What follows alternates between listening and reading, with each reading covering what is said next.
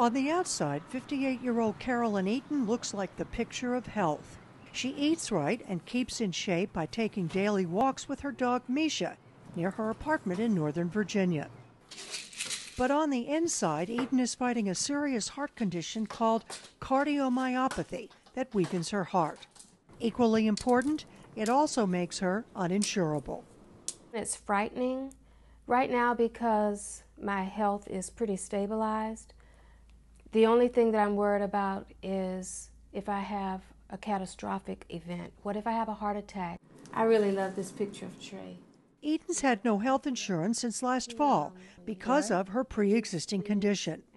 The federal government estimates that hundreds of thousands of Americans share her dilemma and are denied insurance coverage because of health problems.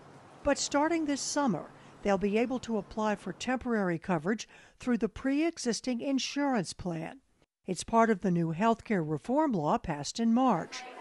The plan is designed to provide coverage until 2014. That's when the broader rules that will forbid insurance companies from denying coverage to all individuals with health problems kick in.